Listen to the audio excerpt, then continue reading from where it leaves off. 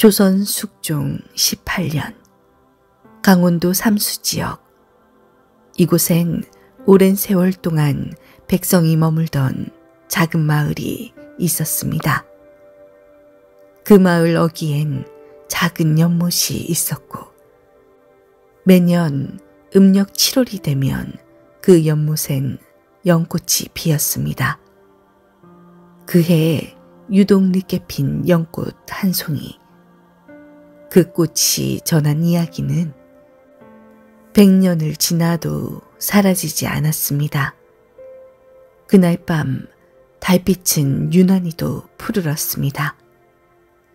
20살이 갓 지난 선비 윤세우는 책을 덮고 마당에 나와 앉아 하늘을 올려다보고 있었습니다.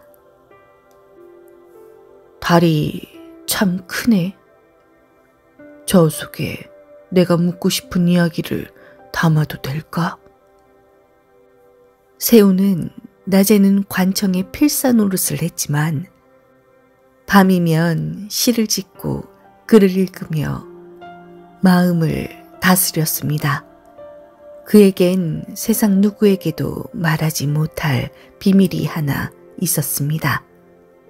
바로 마을 이방의 딸, 양반과 천민의 사이에서 태어난 혼혈 신분, 이름은 연희. 그녀는 낮에는 사당에 허드렛 일을 하며 몸을 숨기고 밤이면 연못가로 나왔습니다. 세우는 우연히 시를 읊다 그녀를 만났고 그때부터 두 사람은 달빛 아래서만 존재하는 연인이 되었습니다. 세운나으리, 오늘은 왜 늦으셨습니까? 연희야, 널 보기 위해 참았다. 이 세상에서 가장 오래된 기다림이 아마 나일 거야. 그들의 만남은 조심스러웠습니다. 양반가 자제와 하층민의 딸. 조선의 법도 아래에서는 함께 숨쉬는 것조차 허락되지 않는 관계였죠. 세우는 알았습니다. 연희가 자신을 볼 때마다 눈길을 떨구는 이유를. 그리고 연희도 알았죠. 세운이 그녀를 부를 때마다 그 이름 속에 담긴 슬픔을. 우린 안 될 사이인 거 압니다. 그럼에도 보고 싶어서 오는 겁니다. 연희는 떨리는 손으로 자신의 앞치마 끝을 쥐었습니다. 세우는 말없이 손을 뻗었습니다. 그리고 그 손이 연희의 어깨에 닿았을 때 그녀는 처음으로 고개를 들었습니다. 난 연희 너 때문에 글이 안 써진다. 온통 내 생각뿐이야. 그게 기쁩니다. 연희의 얼굴 위에 달빛이 맺혔습니다. 그날 밤 연못가에선 한 남자의 시와 한 여자의 눈물이 작은 바람결에 실려 하늘로 떠올랐습니다. 하지만 세상은 두 사람의 사랑에 관대하지 않았습니다. 이방의 눈에 띄기라도 하면 연희는 곤장 30대에 동네에서 쫓겨나야 했습니다. 세우는 양반 가문에서 파문당하고 관직에서도 쫓겨나야 했습니다. 그럼에도 둘은 달빛이 비치는 날마다 그 연못가에서 서로의 이름을 불렀습니다. 그 이름이 사라지기 전에 적어도 한 번은 사랑했다고 말하고 싶었기 때문이었죠. 그날 밤도 연희는 조심스레 연못가로 나왔어요. 달빛은 흐렸고 바람은 얇은 옷깃을 넘기며 울었지요. 오늘은 조금 늦었네요. 연희는 기웃거리며 주위를 살폈어요. 그때였습니다. 멀리서 마른 기침 소리가 났고 누군가 나무 뒤에서 천천히 걸어 나왔어요. 아, 이방 어르신? 연희는 가슴이 철렁 내려앉았어요. 이방, 그녀의 아버지였어요. 하지만 그가 아버지로 불린 적은 없었어요. 그는 연희를 사당 머슴이라 부르며 자신의 딸이라는 사실을 누구에게도 말하지 않았어요. 이 밤중에 내가 어디 다니나 했더니 양반자제를 유혹하고 있었구나? 이방의 눈빛은 얼음 같았어요. 연희는 말문이 막혀 그냥 고개를 숙일 수밖에 없었어요. 그때 뒤에서 발소리가 들려왔고 세운이 달려왔어요. 이방 나으리, 제가 먼저 말씀드리겠습니다.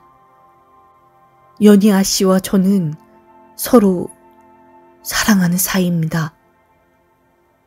그 말에 이방은 손에 들고 있던 지팡이를 내리쳤어요. 사랑? 그런 건 귀한 놈들만 하는 줄 알았다. 감히 내 딸을 더럽히려 했어? 그날 이후 연희는 사당에서 쫓겨나게 되었고 그 소문은 순식간에 마을로 퍼졌어요. 연희가 양반자제를 꼬셨대. 사당 머슴 주제에 겁도 없지. 밤마다 몰래 만났다더라. 연희는 다시 초가집도 아닌 산 너머 토담집에서 숨어 지내게 되었어요. 그리고 그곳에서 홀로 울었지요. 매일 밤 달빛을 등지고. 세우는 마을 어귀에 자주 편지를 숨겨두었어요. 연희가 나올 수는 없었지만 편지 한 장이면 마음은 전할 수 있었거든요. 어젯밤엔 내가 너무 보고 싶어서 그림자라도 닮은 여인에게 말을 걸었어. 그런데 아니더라고. 너 아니면 안 되더라. 오늘도 달빛은 내 얼굴을 닮았어. 연희는 그 편지를 손끝으로 천천히 쓸어내리며 아직 나를 잊지 않았구나 중얼였어요. 하지만 세운의 편지를 계속 지켜보는 눈이 있었어요. 바로 마을의 권세가였던 포교 최만석. 그는 연희를 은밀히 흠모하고 있었고 그녀가 양반자제를 마음에 두었다는 사실에 분노했어요. 그 계집이 나를 거절해? 그럼 내가 그냥 두지 않지. 연희가 숨어 지낸 지 많은 날이 지났어요. 아직 달은 밝았고 초가을 바람이 문풍지를 파고들었지요. 그날도 세우는 편지를 숨겨두고 돌아가던 길이었어요. 윤세훈. 갑자기 누군가 길을 막았어요. 어두운 골목 그곳에 서 있는 사람은 포교 최만석이었죠. 조금 전까지만 해도 관청에 있어야 할 인물이었죠. 그 아이 연희? 내가 거두겠어. 뭐라고요? 아무래도 그 계집이 너 같은 자제를 홀려 이 마을을 어지럽히는 것 같아. 혼례를 올리면 조용해지겠지? 세우는 놀람과 함께 분노를 느꼈어요. 연희는 그런 사람이 아닙니다. 내가 판단할 일은 아니지. 난 관청을 움직이는 사람이야. 그 아이 살고 싶으면 내 아내가 되는 수밖에 없어. 그 말은 협박이었어요. 세우는 입술을 깨물며 돌아섰고 그날 밤 연희에게 달려갔어요. 연희야, 우리 떠나자. 어디로요? 멀리. 달이 보이면 어디든 괜찮아. 하지만 아버지랑... 그 사람들은 우리를 인간으로 보지 않았어. 이젠 나도 너도 살아야지. 연희는 망설였지만 울음을 삼키고 고개를 끄덕였지요. 이튿날부터 세은은 은밀하게 떠날 준비를 시작했어요. 집안 노비 중에 유일하게 세운을 따르던 종복 길수에게 은전 몇 잎을 건네며 말했죠. 말 한마디 준비해줘. 그리고 이 사실은 누구에게도 말하지 마. 대감댁에선 어찌하실 겁니까? 나는 이제 더는 이 집 아들이 아닐 거야. 한편 연희는 사당 쪽에 조용히 들렀어요.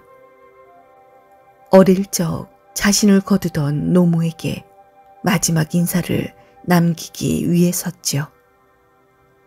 나 이제 남의 그림자만 밟는 삶은 안 살고 싶어요.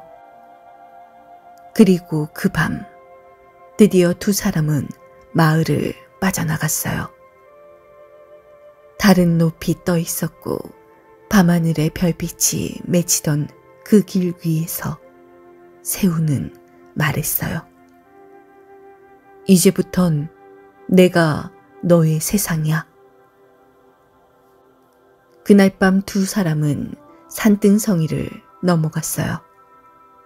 이름 모를 산길, 숲을 사이로 달빛이 쏟아지고 발밑의 흙은 젖어 있었지요.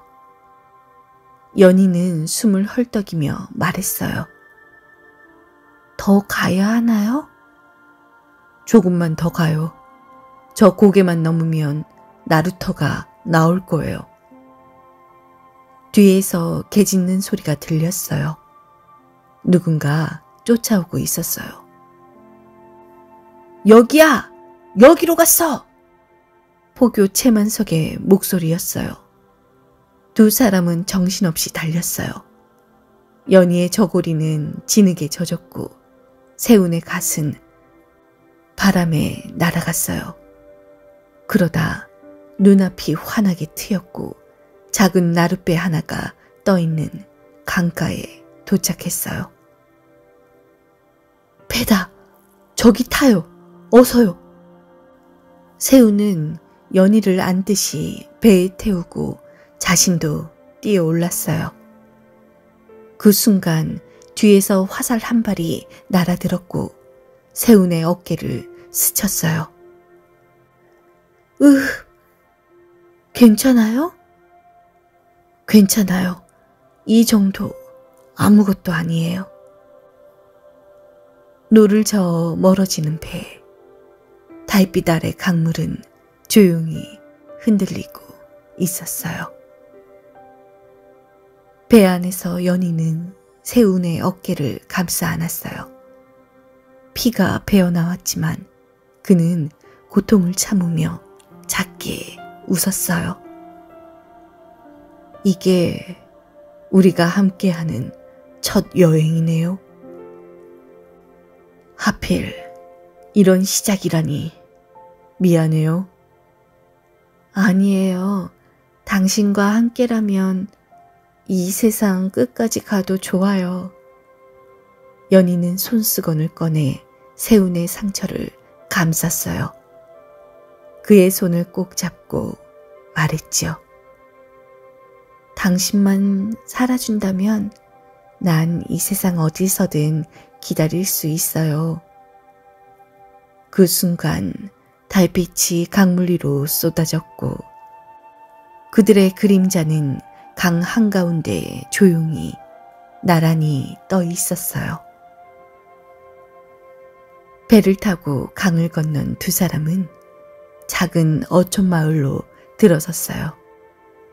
낯선 땅, 낯선 얼굴들 사이에서 세우는 장선이라는 이름을 쓰기로 했고 연희는 수아라는 이름을 택했어요.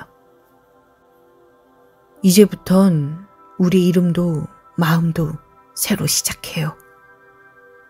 작은 초가집 한 채, 지붕은 기울었고 벽에는 바람이 들었지만 그곳은 두 사람에게 처음으로 허락된 우리의 집이었죠. 세우는 어부 일을 도왔고 연희는 마을 여인들에게 바느질을 배웠어요. 밤이면 둘은 마당에 앉아 옹기종기 찐 고구마를 나눠 먹으며 웃었지요. 이렇게 평범한 하루가 이렇게 고마운 일이었네요. 연희는 눈을 감고 말했어요. 난 말이에요. 세훈이 연희의 손을 잡고 말했어요. 이 집에서 당신과 아이 하나쯤 낳고 늙어가고 싶어요. 그 말에 연희는 처음으로 눈물을 참지 않았어요. 그런 날이 진짜 올까요? 우리가 버티면 오겠죠. 평화는 오래가지 않았어요. 마을로 낯선이가 하나 들어왔어요. 장사를 핑계삼아 떠돌던 사내. 그의 이름은 도진이었어요.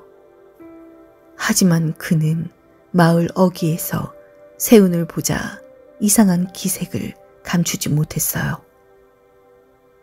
어라, 저 얼굴 어디서 봤더라? 그는 예전에 관청에 심부름을 갔던 떠돌이였고 포교 최만석과 연희 사이의 소문도 들을 대로 다 들은 자였어요. 그날 밤 그는 연희를 몰래 따라가 그녀의 이름을 들었고 다음 날 장터로 내려가 수군대기 시작했어요. 들었어? 저기 장선씨 진짜 이름이 윤세훈이라는데. 아니 그럼 서울로 난리 났던 그 도망선비? 관비랑 사통한 자라던데요. 소문은 불처럼 번졌고 작은 마을은 서서히 두 사람을 삐딱하게 보기 시작했어요. 도진은 연희에게 직접 찾아왔어요. 그의 얼굴엔 웃음기가 없었고 말투는 건조했어요. 그동안 조용히 사셨더군요. 근데 그 평화 계속되길 바라세요? 연희는 뒤로 한 걸음 물러섰습니다. 손끝이 떨려서 바느질을 하던 천을 바닥에 떨어뜨렸죠. 뭐가 하고 싶은 말씀이세요? 쉽게 말하죠. 당신이 여기 떠나지 않으면 나는 당신 남편의 정체를 읍내 관아에 알릴 겁니다. 연희는 말문이 막혔어요. 하지만 도진은 고개를 갸웃하며 말했어요. 걱정 마세요. 그 대신 나랑 혼례를 올리면 아무 일 없던 것처럼 살게 해줄 테니까. 그 순간 연희는 자리에 주저앉고 말았어요.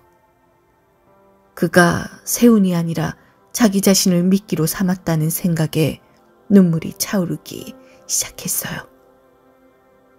연희는 그날 밤 아무 말 없이 집에 들어왔어요.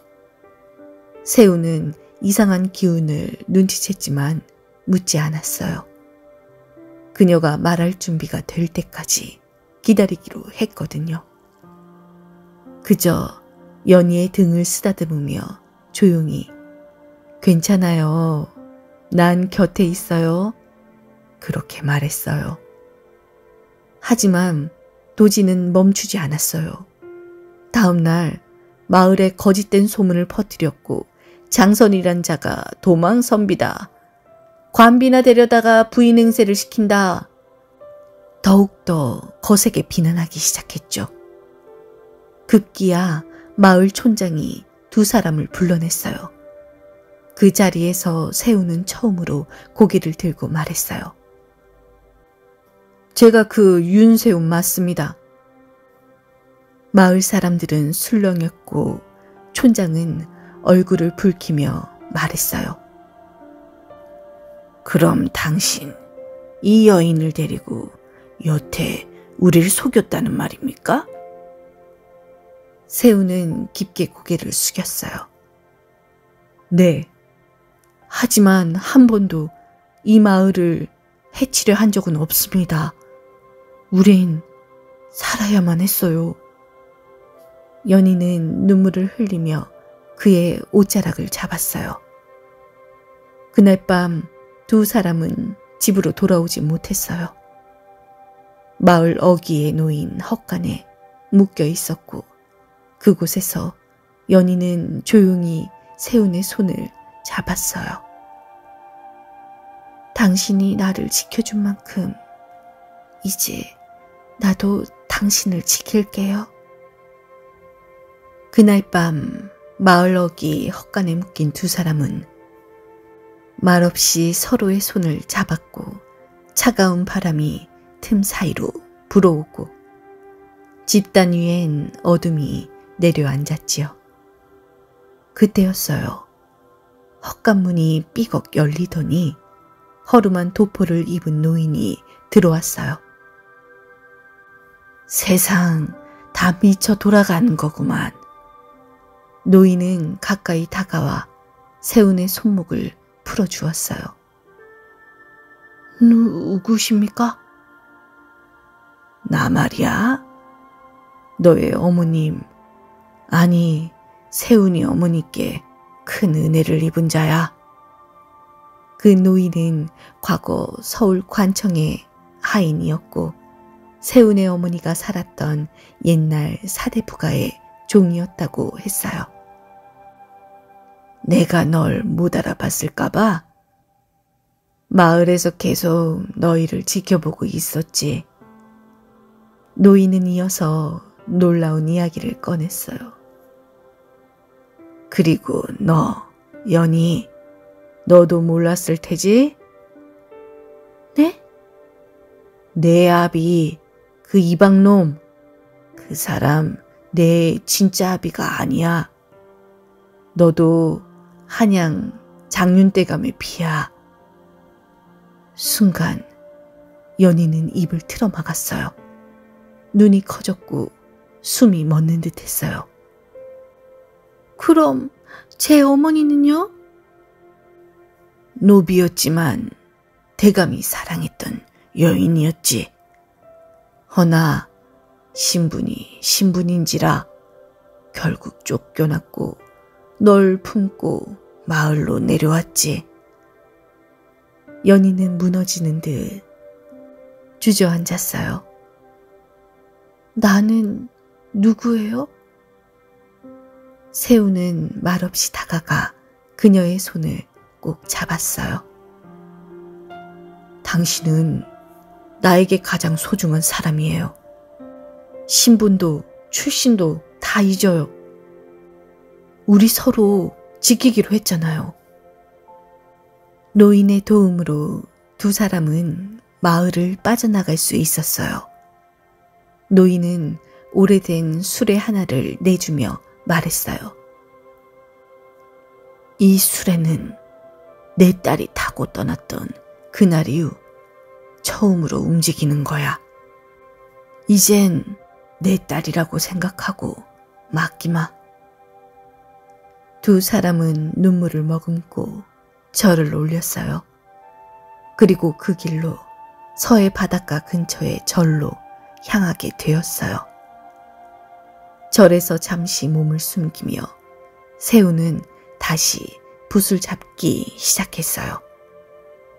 그가 쓴 첫 글은 이렇게 적혀 있었어요.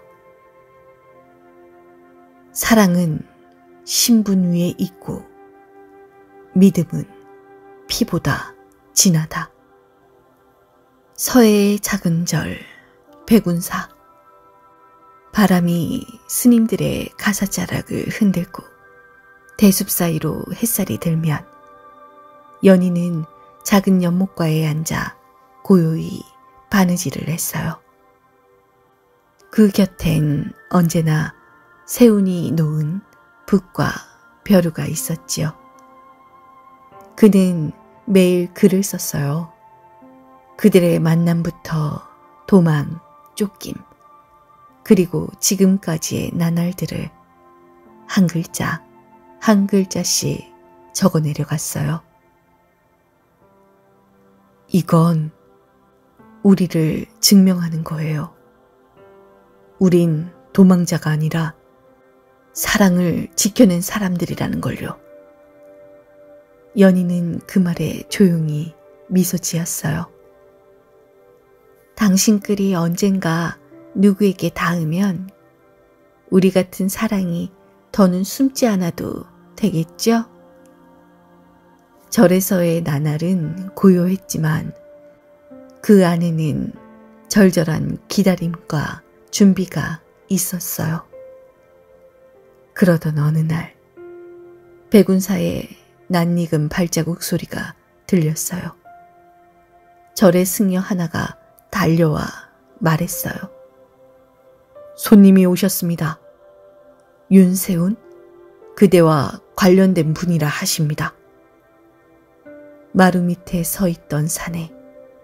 그는 다름 아닌 세운의 형 윤재홍이었죠. 한양에서 관직을 지키고 있던 인물이었죠. 세운아, 이게 뭐 하는 짓이냐? 형은 세운을 끌어안으며 말했어요. 우리가 널 찾느라 얼마나 애를 썼는지 아냐? 형님, 전 이제 다시 돌아갈 수 없어요. 왜? 어머님도 너 보고 싶어 하신단 말이야. 아버지께서 돌아가셨어. 세우는 멈칫했어요. 고개를 떨구며 말했죠. 난 아버지께 실망을 안겨드렸어요. 내 선택이 그분 뜻을 거슬렀으니까요. 하지만 넌 이 가문의 피야. 그리고 이제 그 글들 말이야. 누군가가 읽고 싶어 해. 그 이야기 세상에 내보내자. 형은 세운이 적은 글 일부를 이미 받아봤던 거예요.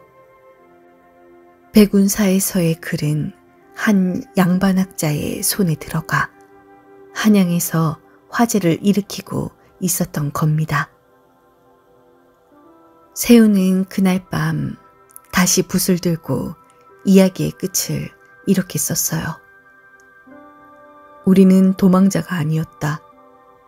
사랑을 말할 수 없던 시대에 단지 사랑하려 했던 사람이었을 뿐이다.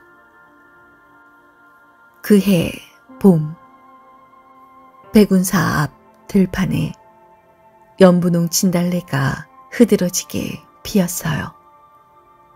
세우는 조용히 한양으로 올라가 글을 정식으로 간행했고 그 책은 달빛 아래의 맹세라는 이름으로 한양 선비들 사이에 회자되기 시작했어요. 연희와 세운의 이야기는 단순한 연애담이 아닌 사랑을 지키려는 사람들의 역사로 남게 된 거예요. 그 소식은 마침내 포교 채만석에게도 닿았고 그는 관직에서 물러난 뒤 지방으로 쓸쓸히 내려갔다고 해요. 그리고 세운의 형 재홍은 두 사람을 위해 작은 집 한 채를 마련해 주었어요. 강가에 지어진 초당. 그곳에서 두 사람은 다시 작은 화단과 마당을 가꾸며 살아가기 시작했어요. 어느 날 그 집에서 아기의 울음소리가 울렸어요. 연희가 품에 안은 아이. 세우는 조용히 그 곁에 앉아 아이의 손을 만지며 말했어요. 이 아이는 두려움이 아니라 사랑으로 자랄 거예요. 이 아이는 달빛보다 따뜻한 세상에서 살게 해요. 그리고 두 사람은 한밤중에도 아이를 안고 밖으로 나와 하늘을 올려다 보았어요. 달빛은 여전히 그 자리에 있었고 예전처럼 둘을 비추고 있었지요. 기억나요? 우리가 처음 만났을 때도 달은 이렇게 컸었죠. 그땐 달빛에 기대어 사랑을 말했지만 이젠 그 빛을 우리 아이에게도 나눠줄 수 있어요. 몇 해가 지나고 그들이 떠났던 그 마을 연못에는 다시 연꽃이 피기 시작했어요. 그해 유난히 늦게 핀 연꽃 한 송이는 사람들 사이에서 이런 전설로 남게 되었어요. 저 꽃은 사랑을 끝까지 지킨 이들의 맹세래요. 누구도 이름을 몰랐지만 밤이 되면 그 연못가에서 은은하게 들려오는 이야기가 있었다고 합니다.